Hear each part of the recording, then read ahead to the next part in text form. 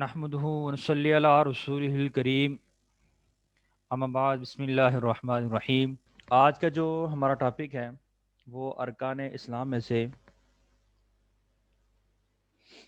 ایک رکن حج کے بارے میں ہے۔ آج کی جو گفتگو ہوگی اس کا محور کیا ہے؟ حج ہے۔ تو حج ارکان اسلام میں سے ایک رکن ہے۔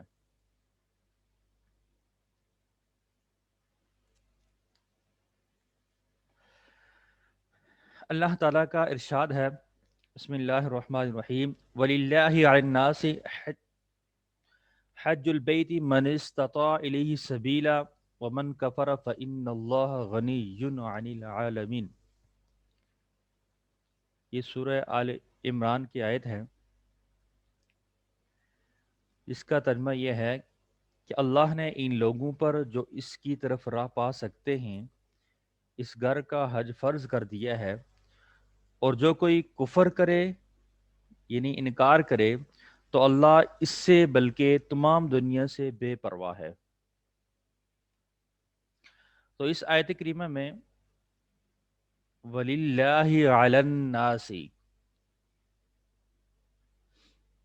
وَلِلَّهِ عَلَى النَّاسِ، تو کلمہ جو عَلَى النَّاسِ اعلیٰ جو ہے، اس سے حج کی فرضیت جو کیا ہوتی ہے وہ واضح ہوتی ہے کہ اللہ نے ان لوگوں پر جو اس کی طرف راہ پا سکتے ہیں، من استطاع الیہ سبیلا، یعنی جو ہے وہ صاحب استطاعت جو ہیں، تو اللہ تعالیٰ نے ان پہ حج کو کیا کر دیا؟ فرض کر دیا ہے۔ اچھا، وَلِلَّهِ عَلَى النَّاسِ حج البیت من استطاع الیہ سبیلا، اس سے تو حج کی فرضیت بتا دی کہ ہر جو ہے جو صاحب استطاعت ہے اس پہ کیا ہے؟ فرض ہے۔ اور زندگی میں ایک دفعہ حج کرنا جو صاحب استطاعت ہے اس کے لیے کیا ہے؟ وہ فرض ہے۔ وَمَنْ كَفَرَ فَإِنَّ اللَّهَ غَنِيٌّ عَنِ الْعَالَمِينَ، تو یہ آیت کا جو دوسرا حصہ ہے اس میں تارک حج کو کافر قرار دیا ہے، یعنی جو شخص حج کی فرضیت کا انکار کرے، گویا کہ وہ قرآن پاک کی نص کا انکار کر رہا ہے، تو قرآن پاک کی نص کا انکار کرنے والا کیا ہے؟ کافر ہے۔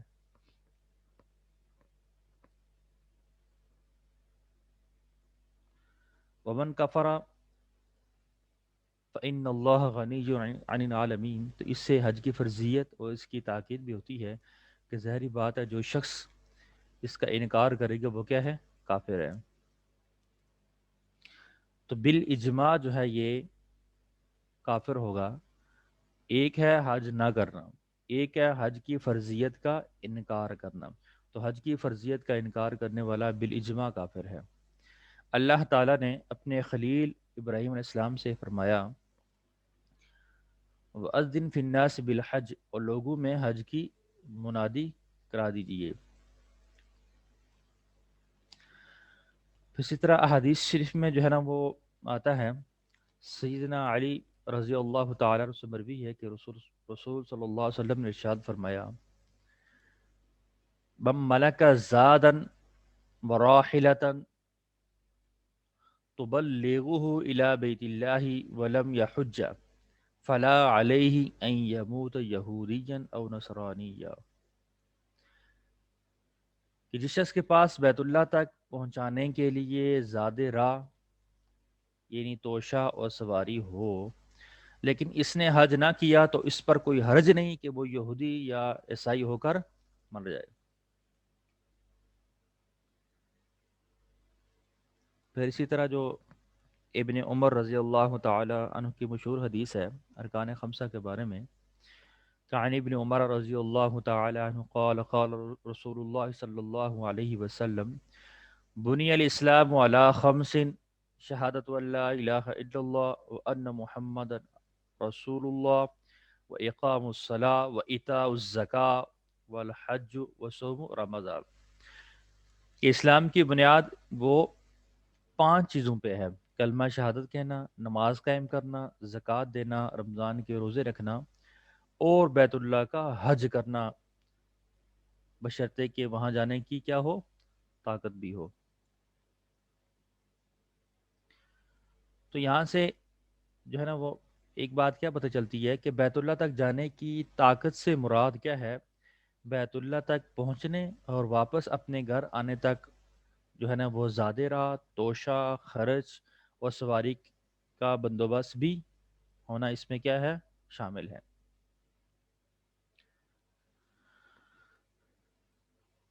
حج کی مشروعیت کے بارے میں حکمت اللہ تعالیٰ نے جو قرآن پاک میں یوں فرمائی ہے،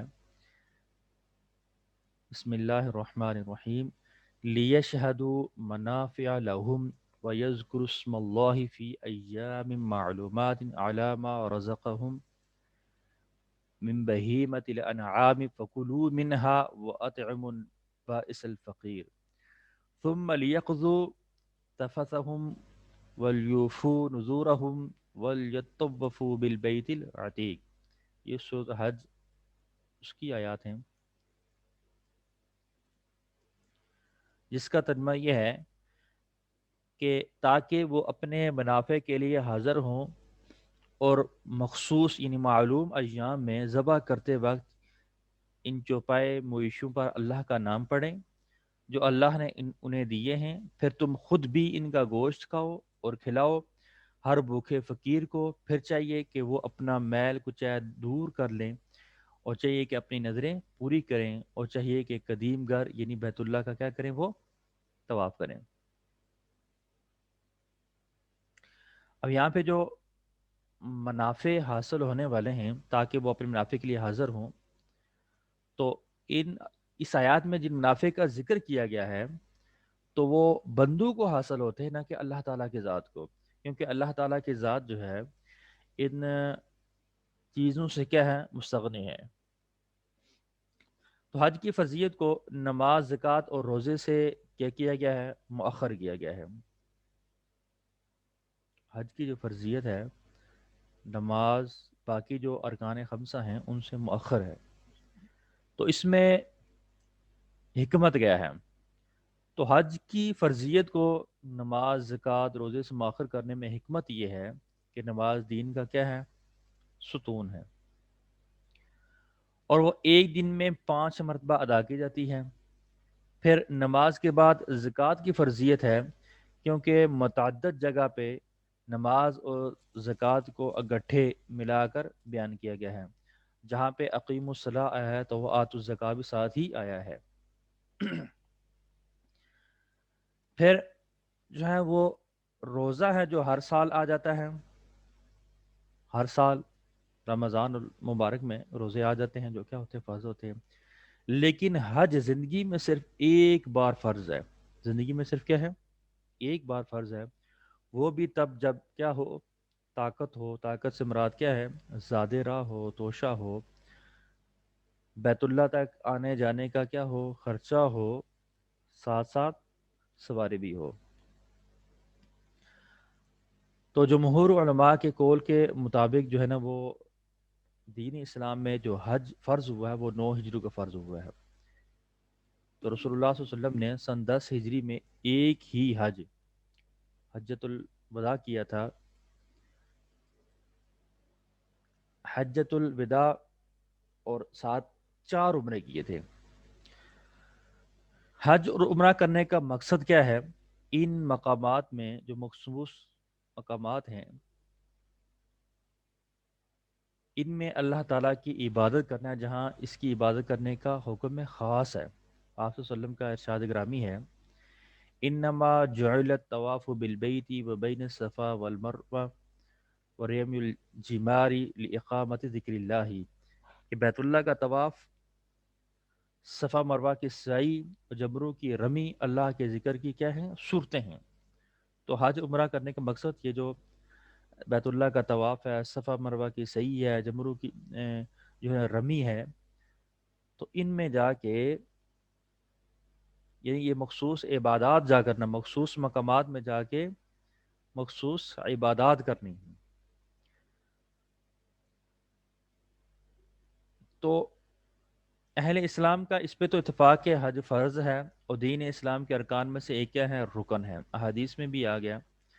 تو حج کی طاقت رکھنے والے شخص پر زندگی میں ایک بار حج فرض ہے، اور ہر سال حج مسلمانوں پر مجموعی طور پر وہ کیا ہے؟ فرض کفایہ ہے۔ لیکن ہر شخص کے لیے زندگی بھر میں ایک دفعہ حج کر لینے کے بعد دوبارہ حج کرنا وہ کیا ہوگا؟ نفل ہوگا۔ باقی کچھ حضرات عمرہ کرنا یہ کیا ہے؟ سنت ہے۔ کچھ حضرات کے نزدیک جو ہے نا وہ کچھ علماء ہے جو کہتے ہیں کہ عمرہ فرض ہے، جس کی دلیل وہ یہ دیتے ہیں کہ رسول اللہ صلی اللہ علیہ وسلم سے سوال ہوا کہ عورتوں پر جہاد کرنا فرض ہے، تو آپ نے فرمایا نعم علیہن جہاد لا قتال فیہ الحج والعمرۃ، کہ ہاں ان پر ایسا جہاد فرض ہے جس میں لڑائی نہیں، اور وہ کیا ہے؟ وہ حج اور عمرہ کرنا ہے۔ تو اس روایت کو دیکھتے ہوئے بعض نے کہا کہ عورتوں پر اور مردوں پر جو ہے کیا وہ عمرہ کیا ہے؟ فرض ہے، یعنی اور اس روایت کو دیکھتے ہوئے بعض نے کہا کہ یہ کیا ہے؟ عورتوں میں فرض ہے، تو لہٰذا مردوں پہ بردرجہ اولا عمرہ کیا ہو گیا؟ فرض ہو گیا ہے۔ لیکن جو ہے یہ بعض علماء، کچھ علماء ہیں ان کا قول ہے اصل یہی ہے کہ حج زندگی میں ایک دفعہ فرض ہے، اور اس کے علاوہ عمرہ جو ہے وہ کیا ہے؟ سنت ہے۔ اچھا، آپ صلی اللہ علیہ وسلم سے ایک شخص نے پوچھا کہ میرا باپ اس قدر بوڑھا ہے کہ وہ حج اور عمرہ کرنے کی طاقت نہیں رکھتا اور نہ سفر کرنے کے قابل ہے، تو آپ صلی اللہ علیہ وسلم نے کیا فرمایا؟ حج ان ابی کا واعتمر، کہ تم اپنے باپ کی طرف سے حج کرو اور عمرہ کرو، یعنی حج بدل اور حج حج بدل کرو۔ تو ہر مسلمان پر زندگی میں ایک بار حج عمرہ فرض ہے۔ آپ صلی اللہ علیہ وسلم کا فرمان الحج مرۃ فمن زاد فہو تطوع، کہ حج عمر میں ایک بار ہے، جس نے زیادہ کیے وہ کیا ہوں گے؟ نفلی ہوں گے، یعنی ایک دفعہ فرض، باقی جتنے بھی حج کرے گا تو وہ کیا ہوں گے؟ نفلی ہوں گے۔ پھر آپ صلی اللہ علیہ وسلم نے ارشاد فرمایا قد فرض اللہ علیکم الحج فحجوا، فقال رجل اکل عام یا رسول اللہ، فسکت حتی قالها ثلاثا، فقال رسول اللہ صلی اللہ علیہ وسلم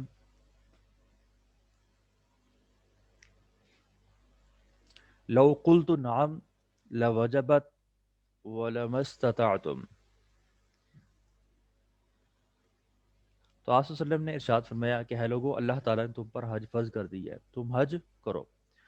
تو ایک شخص نے کہا کیا ہر سال؟ ہے اللہ کے رسول،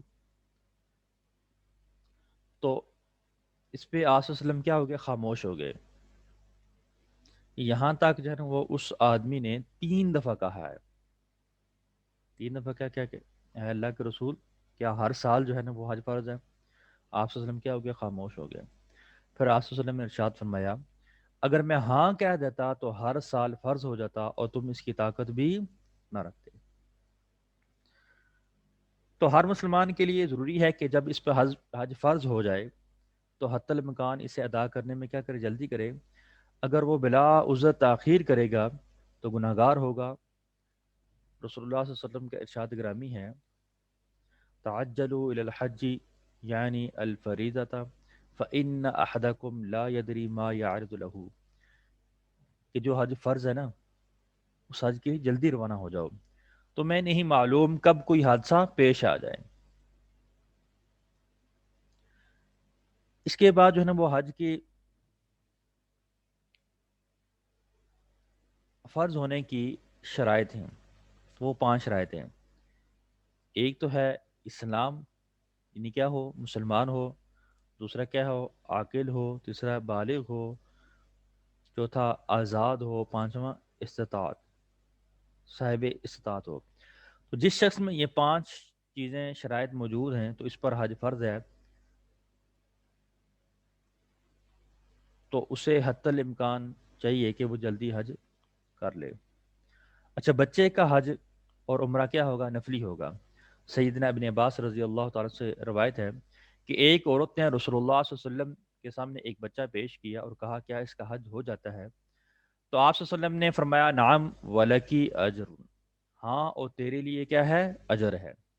تو اہل علم کا اس بات پر اجماع ہے کہ اگر بچے نے بلوغت سے قبل حج کر لیا، بلوغت سے پہلے حج کر لیا، تو بلوغت کے بعد بشرط استطاعت اس پر حج کرنا کیا ہوگا؟ فرض ہوگا۔ ورنہ جو اس نے بچپن میں جو حج کیا تھا وہ ظاہری بات ہے وہ اس پہ ابھی تو فرض ہی نہیں ہوا تھا، پہلے والا حج یا عمرہ وہ کافی نہیں ہوگا۔ اگر بچہ سمجھ بوجھ نہ رکھتا ہو تو پھر جو اس کا سرپرست ہے اسے احرام باندھے، اس کی طرف سے نیت کرے، اسے جو احرام کے ممنوعات میں سے جو ہیں اسے بچائے اور اسے اٹھا کر طواف و سعی کرے، اور پھر عرفہ اور مزدلفہ اور مینا میں اپنے ساتھ رکھے، اور اس کی طرف سے جمرات کی کیا کرے؟ رمی وغیرہ کرے۔ لیکن اگر بچہ سمجھ بوجھ رکھتا ہے تو وہ اپنی ولی کی اجازت سے خود نیت کرے، اور جس قدر وہ حج کے جو مناسک ہیں وہ خود ادا کرے،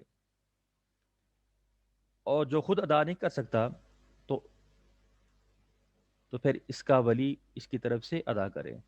مثلا جمرات کی رمی وغیرہ، اگر بچہ چلنے سے کیا ہو عاجز ہو، چل نہیں سکتا ہے، تو اسے سواری پر یا اٹھا کر طواف و سعی کروائی جائے گی پھر۔ اچھا، تمام وہ کام جو بچہ سمجھدار خود کر سکتا ہے تو وہ خود ہی کرے، جیسے عرفات میں ٹھہرنا، مینا میں راتیں گزارنا وغیرہ۔ یہ کام دوسرا کرے گا تو پھر اب درست نہیں ہوگا، ٹھیک نہیں ہوگا۔ اور بچے کے لیے ممنوع چیزیں وہی ہیں جو کس کے لیے ہیں؟ بڑوں کے لیے۔ حج کرنے کی استطاعت شرعاً اس شخص کو حاصل ہے جو جسمانی اور مادی اعتبار سے ادا کر سکتا ہو، یعنی سواری پر سوار ہو سکتا ہو، سفر کی مشکلات جو ہیں وہ ان کو برداشت کر سکتا ہو، حج کے لیے آنے جانے کا خرچہ برداشت کر سکتا ہو، اہل و عیال کا خرچہ بھی پورا کر سکتا ہو، راستہ بھی محفوظ ہو، جان جانے کا کوئی خطرہ بھی نہ ہو۔ اگر کسی کے پاس مال ہے لیکن جسمانی قوت نہیں ہے، مثلا بہت بوڑھا ہے یا اسے کوئی ایسا مرض لاحق ہے جس طرح کہ کینسر وغیرہ، جس میں صحت مند ہونے کی کوئی امید نہیں ہے، تو اب ضروری ہے کہ وہ کسی مسلمان کو اپنا نائب بنا کر حج یا عمرہ کے لیے کیا کر دے؟ روانہ کر دے۔ سیدنا ابن عباس رضی اللہ تعالیٰ عنہ سے روایت ہے، وہ فرماتے ہیں کہ خصام قبیلے کی ایک عورت نے رسول اللہ صلی اللہ علیہ وسلم سے کہا، ہے اللہ کے رسول، میرے باپ پر حج فرض ہو چکا ہے، لیکن وہ اس قدر بوڑھا ہے کہ سواری پر جم کر بیٹھ نہیں سکتا، کیا میں اس کی طرف سے حج کروں؟ تو آپ صلی اللہ علیہ وسلم نے کیا فرمایا؟ نام وذالک فی حجۃ الوداع، ہاں اس کی طرف سے حج کرو، اور یہ حجۃ الوداع کے وقت تھا، یعنی حجۃ الوداع کا موقع تھا۔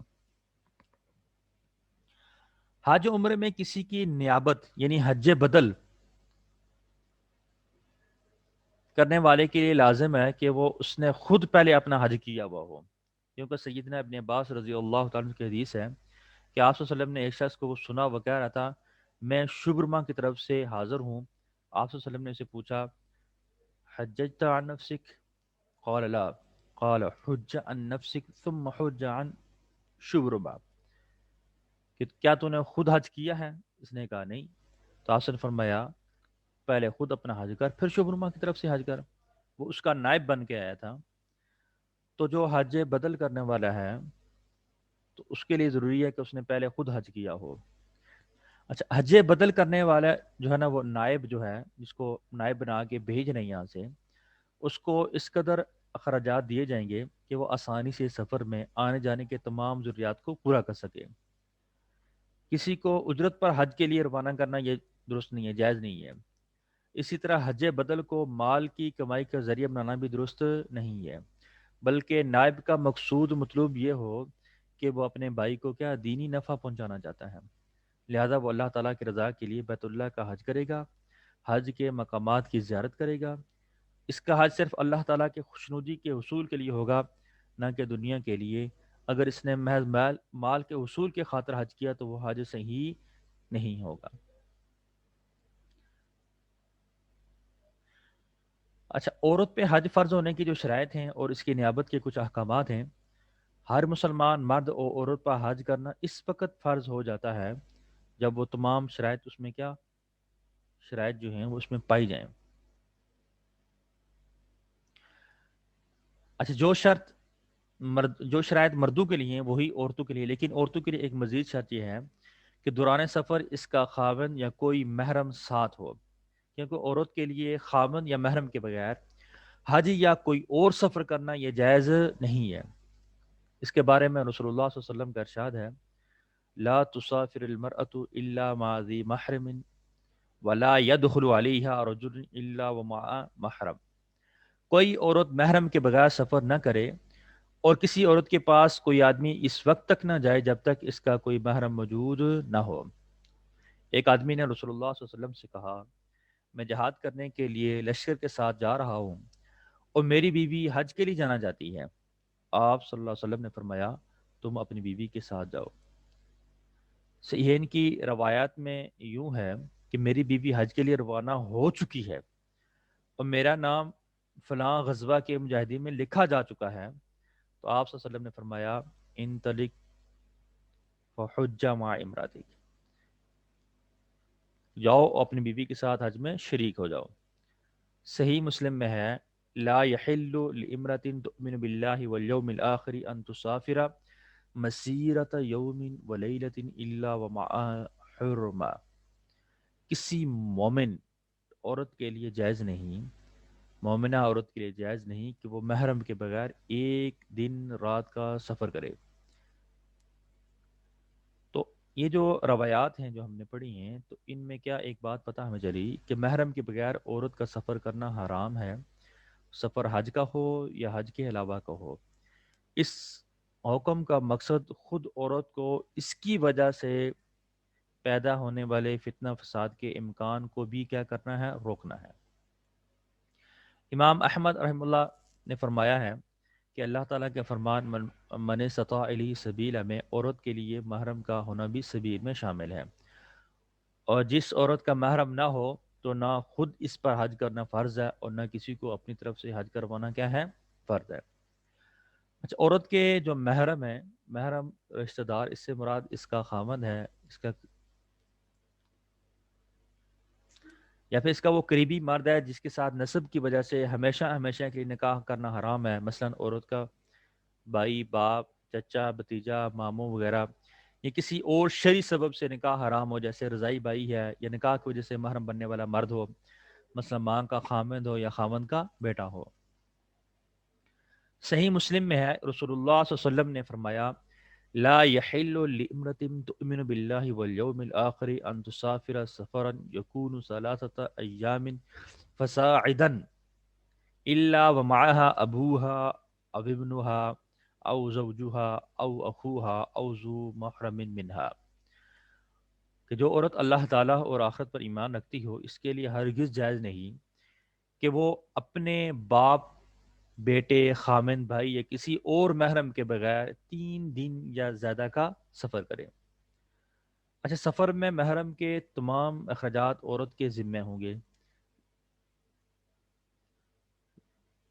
اسی لیے عورت پر حج فرض ہونے کی ایک شرط یہ ہے کہ وہ اپنے محرم کے سفر حج میں آنے جانے میں جو تمام اخراجات ادا کرنے کی کیا استطاعت رکھتی ہو۔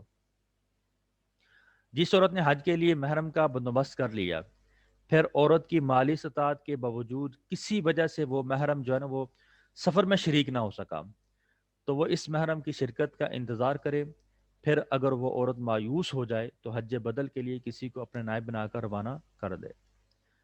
جس شخص پر حج فرض ہو چکا تھا، پھر وہ حج ادا کرنے سے پہلے ہی فوت ہو گیا، تو اس کے اصل مال یعنی ترکہ سے اس قدر رقم ادا کر لی جائے جو حج کے لیے کیا ہوگی، کافی ہو، اس سے میت کی طرف سے کسی کو حج کے لیے روانہ کیا جائے۔ سیدنا ابن عباس رضی اللہ تعالیٰ عنہ سے روایت ہے کہ ایک عورت نے کہا، ہے اللہ کے رسول صلی اللہ علیہ وسلم، میری والدہ نے حج کرنے کی نظر مانی تھی، تو وہ حج کرنے سے پہلے ہی وفات پا گئی، تو کیا میں اس کی طرف سے حج کروں؟ آپ صلی اللہ علیہ وسلم نے ارشاد فرمایا، ہاں، اس کی طرف سے حج کرو۔ پھر فرمایا، اگر تمہاری والدہ پر کسی کا قرض ہوتا تو کیا اسے ادا نہ کرتی؟ پھر آپ صلی اللہ علیہ وسلم نے فرمایا، اللہ تعالیٰ کا قرض بھی ادا کرو، اور اللہ کا قرض ادا کرنا زیادہ کیا ہے، لائق ہے، مناسب ہے۔ تو اس سے کیا پتہ چلا کہ جو شخص فوت ہو گیا اور اس پر حج کرنا فرض تھا، تو اس کی اولاد یا جو میت کے ولی ہیں ان کی طرف سے حج کیا کرے، حج کرے، یا کسی اور شخص کو میت کی طرف سے حج کے لیے کیا کر دے، بھیج دے.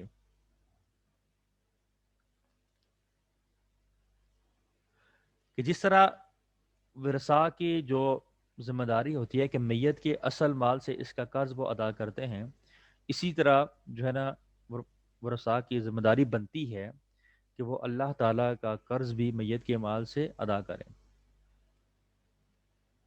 اور یہ حج کیا تھا، قرض تھا.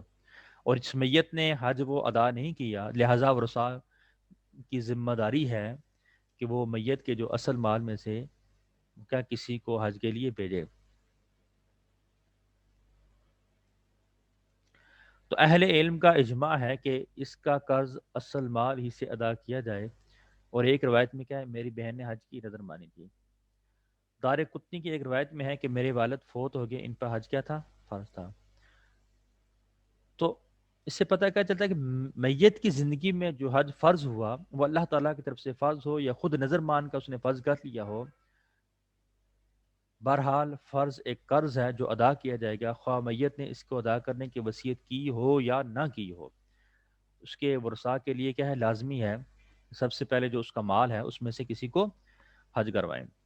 اگر کسی شخص نے کسی کو اپنا نائب بنا کر حج کے لیے بھیجا تو گویا اس نے خود حج کیا. حج کرنے والا وہ ایسے ہی ہے جیسے کہ کیا ہے، وکیل ہے. لہٰذا نائب بھیجنے والے کی طرف سے نیت کرے، نائب کیا کرے، بھیجنے والے کی طرف سے نیت کرے، اس کی طرف سے تلبیہ کہے، اس کی طرف سے قربانی کی نیت کرے. نام نہ بھی لے تو کوئی حرج نہیں ہے. اگر اس کا نام و نسب معلوم نہ ہو تو دل میں یہ نیت کر لے کہ میں جس شخص کی طرف سے حج کر رہا ہوں، جس نے مجھے حج کا خرچہ دیا ہے، میں اس کی طرف سے کیا، اس کے طرف سے یہ سب کچھ کر رہا ہوں، قربانی کر رہا ہوں، باقی جو حج کے مناسک وہ ادا کر رہا ہوں. تو یہ نیت کیا ہو جائے گی، کافی ہو جائے گی.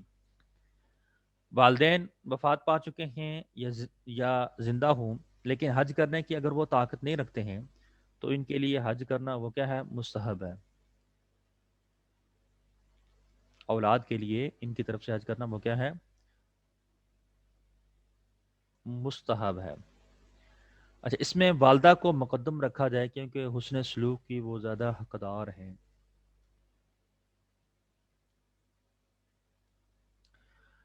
باقی حج کی فضائل پہ کچھ احادیث ہیں، پھر اس کی کیا کرنا، تیاری کرنا. تو حج کی بہت زیادہ فضیلت ہے اور اس کا بہت زیادہ اجر و ثواب ہے. سیدنا عبداللہ بن مسعود رضی اللہ تعالیٰ عنہ سے روایت ہے کہ رسول اللہ صلی اللہ علیہ وسلم نے ارشاد فرمایا، تابعوا بین الحج والعمرۃ فإنهما ينفيان الفقر والذنوب كما ينفي الكير خبث الحديد والذهب والفضة وليس للحجة المبرورة ثواب إلا الجنة. حج اور عمرے کرتے رہو کیونکہ یہ دونوں تنگ دستی اور گناہوں کو اس طرح ختم کر دیتے ہیں جیسے بٹھی لوہے، سونے اور چاندی کے میل کو صاف اور ختم کر دیتی ہے. حج مبرور کا اجر جنت ہی ہے. سیدہ عائشہ رضی اللہ تعالی عنہا کا بیان ہے کہ میں نے کہا ہے اللہ کے رسول صلی اللہ علیہ وسلم، ہم جہاد کرنا افضل عمل سمجھتی ہیں، تو کیا ہم جہاد کے لیے نہ نکلیں؟ آپ صلی اللہ علیہ وسلم نے فرمایا، لیکن افضل الجہاد حج مبرور، کہ تمہارے عورتوں کے لیے سب سے افضل جہاد وہ حج مبرور ہے. تو حج مبرور سے مراد کیا ہے، ایسا حج ہے جس میں کسی گناہ کے عمل کی آمیزش نہ ہو، کتاب و سنت کے احکام کے مطابق ہو. دوسرا، حج مبرور کو حج مقبول بھی کہا جاتا ہے. جب کسی کا حج کے لیے جانے کا پختہ عزم اور ارادہ بن جائے تو سب سے پہلے تو وہ کیا کرے، تمام گناہوں سے توبہ کرے، اور اگر بندوں کے حقوق غصب کیے ہیں تو انہیں معذرت کے ساتھ واپس لوٹائے. لوگوں کی امانتیں اور آریتن لی ہوئی اشیاء اور لیے ہوئے قرضے ادا کرے. کسی پر ظلم و زیادتی کی ہو تو اس سے معافی مانگے. کوئی اگر وصیت کرنی ہے تو اس کی تحریری وصیت کرے وہ، جن حقوق کو ادا نہیں کر سکا ان کی ادائیگی کے لیے کسی کو اپنا نائب مقرر کرے، اپنے اہل و عیال اور جن کے نان و نفقہ کا ذمہ دار ہے واپس آنے تک کے جملہ اخراجات، سارے کے سارے اخراجات کا بندوبست کر کے بے فکر کرے، پوری کوشش کرے کہ یہ خرچ جو ہے نا وہ حلال کمائی سے ہو، اور سفر کے لیے زیادہ رات توشہ وغیرہ لے، سامان وغیرہ لے جو اسے کیا کافی ہو، تاکہ کسی کے آگے جو ہے نا وہ ہاتھ نہ پھیلانا پڑے۔ اللہ تعالیٰ کا ارشاد ہے، یا ایھا الذین آمنوا انفقوا من طیبات ما کسبتم، سورہ بقرہ ہے ایمان والو اپنی پاکیزہ کمائی میں سے خرچ کرو۔ سفر میں کوئی ایسا ساتھی تلاش کرے جو نیک ہو، سفر اور مناسک حج کی ادائیگی میں معاون ہو اور رہنما بھی ہو، کہیں بھول چوک ہو جائے تو کیا کر دے، اصلاح بھی کر دے۔ اچھا، نیت کا درست اور صحیح ہونا ضروری ہے۔ ایک مسلمان حج کا مقصد اللہ تعالیٰ کی رضا اور خوشنودی کا وہ کیا اصول سمجھے، یعنی حج کا مقصد کیا ہے، صرف اللہ تعالیٰ کی رضا ہی ہے۔ وہ نرمی اور حسن اخلاق کو اپنائے اور جھگڑا کرنے والوں سے، راستوں میں تنگ کرنے سے اس کو کیا کرے، اجتناب کرے، اپنی زبان کو گالی گلوچ، غیبت اور تمام جو یہ واہیات ہیں ان سے محفوظ رکھے، جو اللہ تعالیٰ اور اس کے رسول صلی اللہ علیہ وسلم کے ہاں کیا ہیں، ناپسندیدہ ہیں۔ اس کے بعد تذکرہ آتا ہے مواقیت حج کا۔ مواقیت میقات کی جمع ہے، تو میقات کا لغوی معنی وہ کیا ہے، حد ہے، جبکہ شریعت کی اصطلاح میں عبادت کی جگہ یا اس کا وقت ہے۔ تو مواقیت کی دو قسمیں ہیں، ایک زمانیہ یعنی جن کا تعلق زمانے اور وقت سے ہے، دوسرا مکانیہ یعنی جن کا تعلق مکان اور جگہ سے ہے۔ مواقیت زمانیہ کے ذکر اللہ تعالیٰ کے اس ارشاد میں موجود ہے، الحج اشہر معلومات فمن فرض فیہن الحج فلا رفث ولا فسوق ولا جدال فی الحج۔ سورہ بقرہ کی آیت ہے کہ حج کے مہینے معلوم و مقرر ہیں، چنانچہ جو شخص ان میں حج لازم کر لے تو وہ شہوانی باتوں، گناہ کرنے اور لڑائی جھگڑے کرنے سے کیا کرے، بچتا رہے۔ تو حج کے مہینے یعنی کیا ہیں، شوال، ذیقعدہ اور ذوالحجہ کے ابتدائی 10 دن۔ تو جو شخص ان مہینوں میں حج کے لیے حرام باندھ لے تو اسے ان تمام برے اور مذموم جو اقوال ہیں، افعال ہیں، ان سے بچنا چاہیے جو حج و عمرہ میں خلل اور خرابی پیدا کرتے ہیں۔ اس کے علاوہ جو ہے نا وہ نیکی و خیر کے امور میں وہ مشہور رہے اور تقوی کا التزام کرنا چاہیے۔ یہ ہیں مواقیت زمانیہ۔ اس کے بعد مواقیت مکانیہ جو ہیں، یعنی وہ مقامات جنہیں حج اور عمرہ کے لیے مکہ مکرمہ جانے والا شخص احرام کے بغیر عبور نہیں کر سکتا۔ آپ صلی اللہ علیہ وسلم نے ان مقامات کی نشاندہی جو ہے نا وہ خود فرمائی ہے، چنانچہ وہ سیدنا ابن عباس رضی اللہ تعالیٰ عنہ کی روایت ہے، عن عبداللہ بن عباس رضی اللہ عنہما ان رسول اللہ صلی اللہ علیہ وسلم وقت لأہل مدینتی ذی الحلیفہ ولأہل الشام الجحفہ ولأہل نجد قرن المنازل ولأہل الیمن یلملم ہن لہن ولمن اتا علیہن من غیرہن ممن اراد الحج او العمرۃ ومن کان دون ذلک فمن حیث انشا حتی اہل مکہ من مکہ۔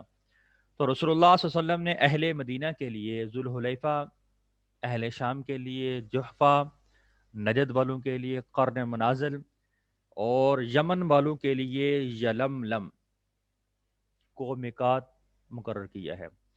جو لوگ ان علاقوں میں سے کسی علاقے کے باشندے نہ ہوں تو وہ ان مواقیت میں سے جس میقات کے پاس سے گزریں وہاں سے احرام کی نیت کر لیں، اور جو شخص ان مواقیت کے اندر رہتا ہو تو وہ جہاں سے چلے وہاں سے احرام باندھ دے، حتیٰ کہ اہل مکہ مکہ سے ہی احرام باندھے۔ سیدنا جابر رضی اللہ تعالیٰ سے مروی ہے وہ محل اہل العراق من ذات عرق، کہ اہل عراق ان عراق والوں کی میقات ذات عرق ہے۔ تو ان مواقیت کی تعیین میں حکمت کیا ہے؟ تو حکمت یہ ہے کہ بیت اللہ عظمت و شان والا مقام ہے، تو مکہ ایک قلعے کا درجہ رکھتا ہے، جبکہ حرم کو ممنوع علاقہ قرار دیا۔ اور احرام سے مراد وہ مواقیت ہیں جن کو حج یا عمرہ کرنے والے کے لیے بیت اللہ کی تعظیم کی خاطر حالت احرام کے بغیر عبور کرنا جائز نہیں ہے۔ تو مواقیت میں سب سے دور میقات ذوالحلیفہ مدینے کا میقات ہے، اس کے اور مکے کے درمیان 10 دن پیدل یعنی 420 کلومیٹر تک کی مسافت ہے۔ اہل شام اور مصر اور تمام مغرب سے آنے والوں کا میقات جحفہ ہے، اس کے اور مکے کے درمیان 3 مراحل یعنی 3 دن کا پیدل سفر۔ پھر اہل یمن کا جو میقات ہے وہ یلملم ہے، جسے آج کل اسعدیہ کہتے ہیں، اس کا اور مکے کا درمیانی فاصلہ جب وہ 2 مرلے ہیں، تو اہل 2 مرلے سے مراد جو ہے وہ کیا ہے؟ 2 دن کا پیدل سفر۔ تو اہل نجد کا میقات کرن المنازل جو ہے وہ مکے سے 2 مرلے پر ہے، جسے آج کل کیا السل کہتے ہیں۔ اہل عراق اور تمام مشرق سے آنے والوں کے لیے ذات عرق جو ہے نا وہ میقات ہے، جو کہ مکہ سے 2 مرلے پر واقع ہے۔ یہ جو مواقیت ہیں یہ ان حضرات کے لیے جو وہاں رہتے ہیں یا ان کے جو قریب رہتے ہیں، اور جو ان کے علاوہ لوگ ہیں جب وہ ان مواقیت کے پاس سے گزریں گے، یعنی کوئی باہر سے جا رہا ہے، پاکستان سے جا رہا ہے، انڈیا سے، بنگلہ دیش سے، باقی ملکوں سے جو آ رہے ہیں، تو ان کے لیے جب وہ یہ مواقیت ہیں، یہ جگہیں جو ہیں، مواقیت جگہ ہے، ٹھیک ہے، ان کے پاس سے گزریں گے تو وہاں سے احرام باندھ لیں گے۔ اگر لیکن شرط اس صورت میں کہ وہ حج یا عمرے کا ارادہ رکھتے ہوں تب۔ جو شخص میقات کے اندر رہتا ہے، یعنی جو جگہ ہیں یہ ان کے اندر رہتا ہے، تو وہ حج عمرے کے لیے احرام کی نیت اپنی رہائش گاہ سے کرے گا۔ اہل مکہ میں سے جو حج کرنا چاہے گا تو وہ مکہ مکرمہ سے ہی احرام باندھ کی نیت کرے گا۔ اسے حج کے احرام کے لیے قریب ترین جو ہے نا وہ میقات جو ہے ہل پر جانے کی ضرورت نہیں ہے حج کے لیے، لیکن عمرے کے احرام کے لیے کسی قریب ترین جو میقات ہے یا ہل ہے جو وہاں پہ جائے گا وہ۔ اگر کسی شخص کا ان مواقیت میں سے کسی میقات پہ گزرنا ہو، تو جب اسے اتنا پتہ چل جائے کہ وہ کسی قریب ترین میقات کے برابر پہنچ چکا ہے، تو وہاں پہ سے کیا کر لے؟ احرام کی وہ نیت کر لے۔ سیدنا عمر رضی اللہ تعالیٰ عنہ سے فرمایا کرتے تھے، یہی دیکھ لے کہ تم اپنے قریب ترین میقات کے برابر آ چکے ہو تو احرام کی نیت کر لو۔ حج اور عمرے کے لیے ہوائی جہاز پر جانے والے مسافر کو کیا چاہیے کہ وہ سوار ہونے سے پہلے حج پہ سوار یعنی جہاز پہ سوار ہونے سے پہلے نہا دھو کر احرام کے کپڑے پہن لے۔ جب وہ میقات کے برابر آئے، اس کا جہاز برابر آئے، تو احرام کی نیت کر لے اور جہاز میں تلبیہ کہنا شروع کر دے۔ اچھا، بعض جو حجاج ہیں وہ ہوائی جہاز سے اتر کر جدہ یا بحرہ کے مقام پر احرام باندھتے ہیں، حالانکہ وہ اس قدر تاخیر کرنا اس میں درست نہیں ہے، جائز نہیں ہے، کیونکہ جدہ جو ہے نا وہ میقات نہیں ہے اور نہ احرام کا مقام۔ وہاں احرام باندھنا صرف ان لوگوں کے لیے جائز ہے جو وہاں کے رہنے والے ہیں یا جو وہاں سے حج یا عمرہ کی نیت کر کے چلتے ہیں۔ جو ان کے علاوہ ہیں، اگر ان میں سے کسی نے جدہ سے احرام باندھا تو اس نے واجب کو ترک کر دیا، تو لہٰذا اس پہ فدیہ لازم ہے۔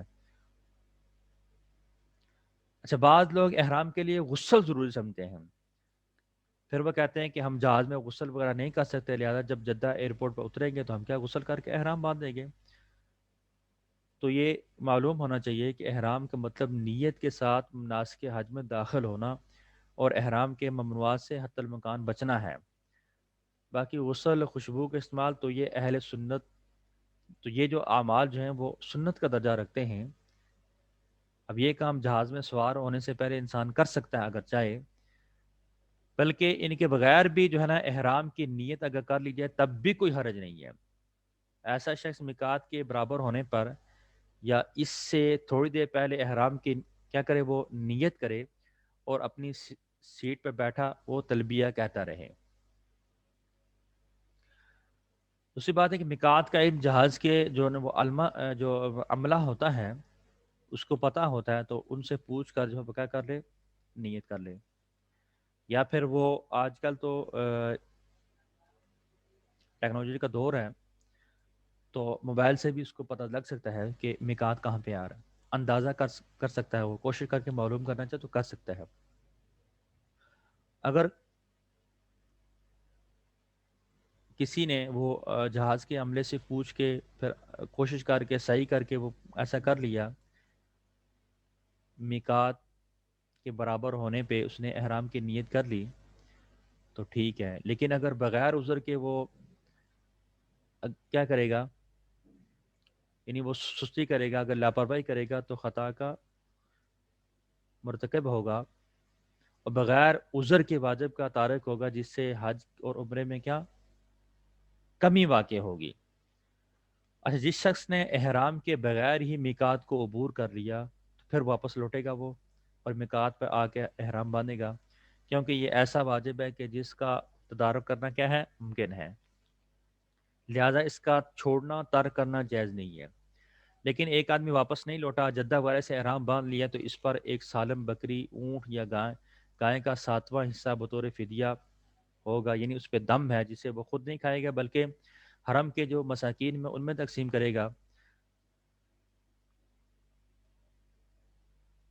تو مسلمانوں کو کیا چاہیے کہ وہ جو دینی جو امور ہیں، دینی جو معاملات ہیں، ان میں جو ہے نا ہر عبادت کو مصنوع طریقے سے وہ کیا کریں، ادا کریں۔ اسی طرح حج و عمرہ بھی ہیں، تو حج و عمرے کا احرام ہے، حج و عمرے کا احرام کے جو میقات ہیں وہ آپ صلی اللہ علیہ وسلم نے بتا دیے ہمیں کہ یہ میقات ہیں، جہاں سے گزرے مقررہ میقات سے پہنچ کے وہاں پہ پہنچ کے احرام کی نیت کرے اور احرام جو ہے نا باندھے بغیر وہ میقات کو عبور نہ کرے۔ اگر وہ احرام باندھے بغیر میقات کو عبور کرے گا تو اس پہ دم ہے، یعنی سالم بکری ہے یا اونٹ یا گائے کا 7واں حصہ بطور فدیہ اس کو اللہ کے راستے میں دینا پڑے گا۔